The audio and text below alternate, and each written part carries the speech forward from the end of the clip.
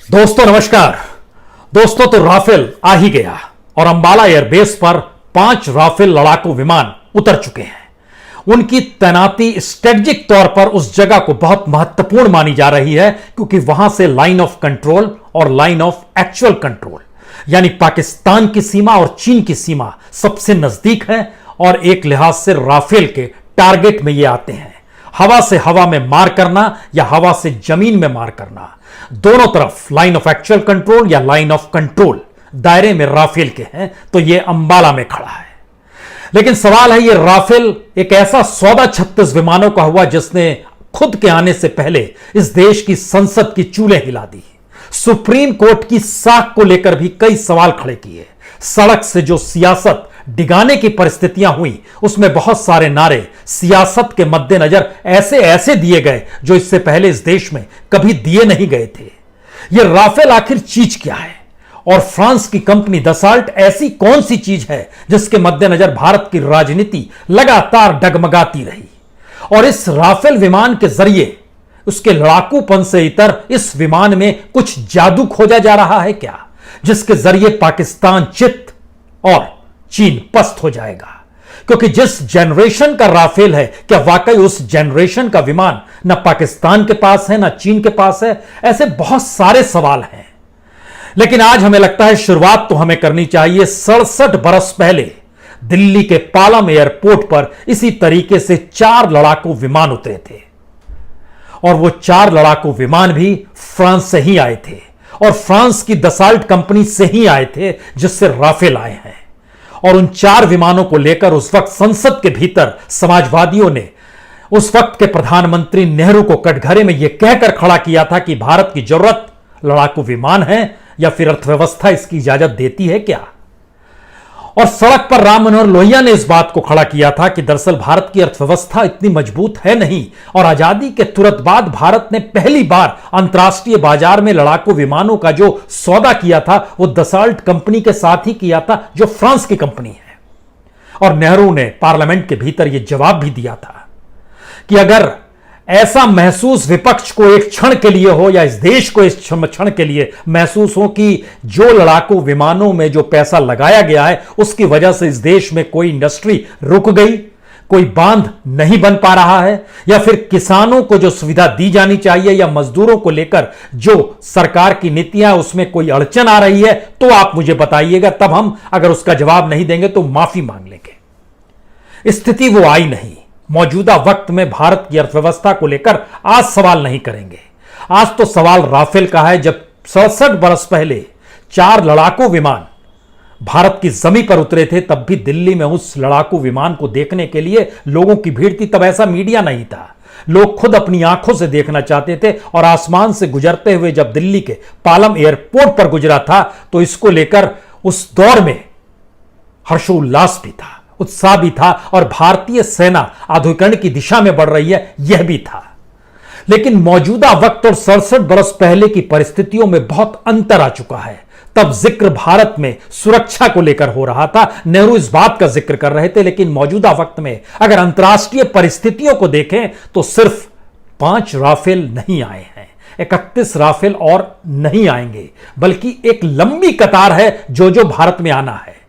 5 Rafale आए हैं, 31 का इंतजार है। इस फहरिस्त को अगर आप एक एक करके आगे बढ़ाना चाहते हैं तो जरा समझने की कोशिश कीजिए। मिग-29 21 का ऑर्डर दिया जा चुका है जो रशिया से आने वाला है। सुकोई Su-30 रशिया से आएगा, 12 का ऑर्डर हो चुका है।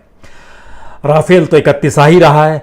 जो एवैक्स होता है वह ब्राजील से मंगाया जा रहा है, एम्बरर EMB-145। रशिया से बैरियर A-50 2 मंगाया जा रहा है जो रडार के साथ होता है। जो ट्रांसपोर्ट है उसमें डॉर्नियर मंगाया जा रहा है जर्मनी से, 4 उसके भी ऑर्डर दिए जा चुके हैं।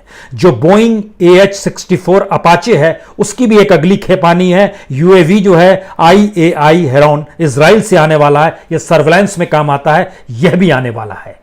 और यह एक ऐसी फहरिस्त है जिसमें तमाम देश जुड़ते चले जाएंगे। और जब आप नेवल एयरबेस की तरफ जाएंगे उसमें मैरीटाइम पेट्रोलिंग के लिए जाएंगे तो अमेरिका से बोइंग P-8 पोजीशन आने वाला है, उसके 4 के ऑर्डर दिए जा चुके हैं।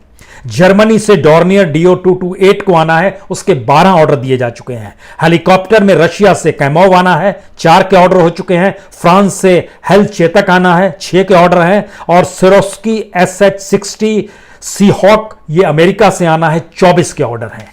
इन ऑर्डरों को देखते समय आपके दिमाग में यह बात जरूर आएगी कि क्या भारत हथियार दर हथियार खरीदने वाला है और भारत की सेना का अब आधुनिकीकरण हो चला है और आधुनिकीकरण की दिशा में भारत बढ़ चुका है और इकोनॉमी अपनी जगह है, लेकिन फिलहाल हमें इस देश को सेना को मजबूत करना। यकीनन सेकंड वर्ल्ड वॉर के समय हिटलर और मुसोलिनी या कहें जर्मनी और इटली ने पूरी तरीके से यूरोप को तबाह कर दिया था और उस वक्त उनके तमाम एयरबेस थे खत्म कर दिए गए थे। और उसी समय फ्रांस की दसाल्ट कंपनी ने लड़ाकू विमानों को बनाने की शुरुआत की थी और जिसका जिक्र हम कर रहे हैं, जो नेहरू ने पहला समझौता किया था वो दसाल्ट के साथ ही किया था। और दसाल्ट कंपनी ने उस वक्त ओरागेन बनाया था, OURAGAN, ओरागेन। इसको इंग्लिश में कहते हैं हुरिकेन और हिंदी में तूफान शब्द होता है। नेहरू ने तूफान ही नाम दिया था इस लड़ाकू विमानों का। 4 पहली खेप आई थी जो कि अक्टूबर का महीना था, 1953 साल था। और उसकी अगली खेप जो 67 विमानों की आई थी वो 1954 में आई थी, जुलाई के महीने में। लेकिन इसके बाद फिर समझौते किए गए और जो सेकंड हैंड ओरेगन थे वह भी मंगाए गए और उसको एक बार 20 का ऑर्डर किया गया, 20 विमान का, फिर 13 का, यानी कुल मिला के जो कंपनी है डसाल्ट कंपनी, उसने जितनी बड़ी तादाद में बनाए थे वह तकरीबन 567 विमान थे लड़ाकू, जो पहली बार उसने अंतर्राष्ट्रीय बाजार में इस रूप में बेचना शुरू किया था। भारत ने 104 विमान खरीदे थे, इजराइल ने 75 खरीदे थे, अल सल्वाडोर ने 18 विमान खरीदे थे। और राफेल को लेकर भी आप ये मत सोचिए कि सिर्फ भारत खरीद रहा है। ये कोई ऐसा जादुई विमान इस रूप में ना देखिए कि इसके जरिए हर मर्ज की दवा हो गई, सामरिक तौर पर, वैदेशिक तौर पर। लेकिन इजिप्ट ने भी 24 विमानों का ऑर्डर दिया हुआ है, वह उसे बढ़ाकर 36 कर रहा है। दोनों की कीमत में अंतर है, इजिप्ट को सस्ते में मिल रहा है, भारत को महंगे मिला है।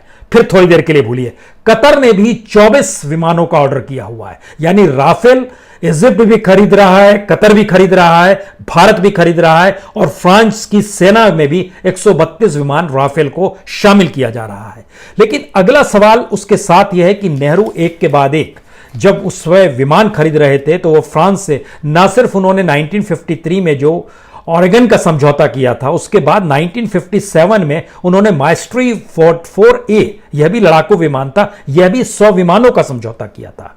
फिर उसके बाद जगुआर का समझौता हुआ होगा, अगर आपके जहन में आए। यह एक सीधी सीधी एक फेरिस्त आपके सामने आती चली जाएगी कि दसाल्ट कंपनी ने किस तरीके से अलग अलग मिराज भी आया उसके बाद, और ये एक पूरी फेरिस्त है। लेकिन अगला सवाल है, क्या वाकई राफेल जो है उस जनरेशन का विमान है जहां वो पाकिस्तान नहीं टिक पाएगा? पाकिस्तान के पास सबसे मजबूत विमान है F-16, जो उसको 4 या 4.5 जनरेशन के बीच माना जाता है, लेकिन राफेल 4.5 जनरेशन का है। लेकिन दूसरी तरफ J-20 जो चीन ने खुद बनाया है, उसका कहना है ये 5th जनरेशन का है। दोनों के भीतर अंतर देखने के लिए आप गूगल टटोल सकते हैं, लेकिन एक बेसिक लाइन को समझिए कि राफेल का प्रयोग अफगानिस्तान में हुआ है, लीबिया में हुआ है, सीरिया में हुआ है, जबकि J-20 का चीन ने उपयोग अभी नहीं किया है। लेकिन J-20 में जो इंजन लगता है वो रशियन इंजन है जो सुकोई में लगाया गया था। उस विमान Su-30 जो इंजन है वह भी उसमें इस्तेमाल किया गया है।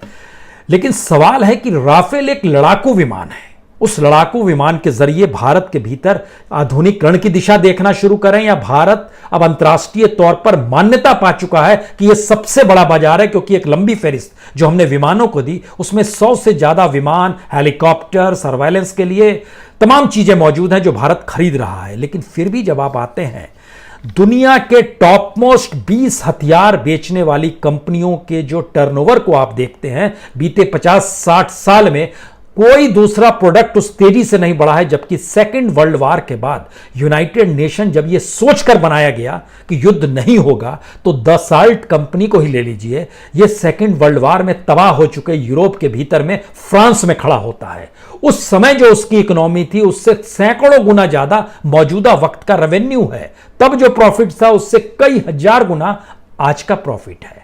डसाल्ट कंपनी का रेवेन्यू जो है मौजूदा वक्त में वह लगभग 61,371 करोड़ से ज्यादा का है। यह यूरो में है, रुपए में नहीं, यूरो में है। यानी 700 करोड़ यूरो से ज्यादा उसकी अपनी रेवेन्यू, जो नेट इनकम है, पिछले साल का नेट इनकम जो उसके बारे में जानकारी आई, उसको कमाई एक साल में हुई है 7,136 करोड़ रुपए।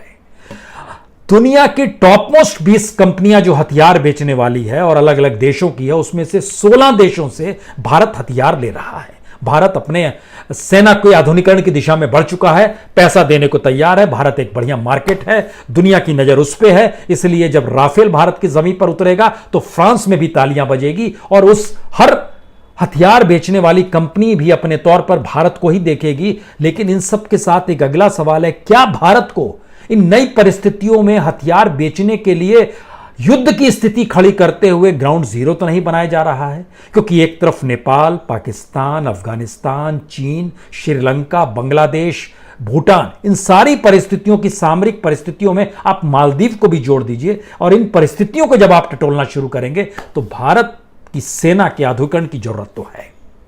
और भारत के आधुनिकीकरण सेना के लिए जो हथियार चाहिए वह उन्हीं देशों से चाहिए जिन देशों ने दुनिया के भीतर में एक मैसेज अपने तौर पर दिया है। आज एक मिसाइल का प्रयोग अपने तौर पर ईरान ने किया, जो सफल प्रयोग किया गया है उसकी तरफ से। ईरान मैसेज किसको दे रहा है? अमेरिका मैसेज ईरान के जरिए किसको दे रहा है?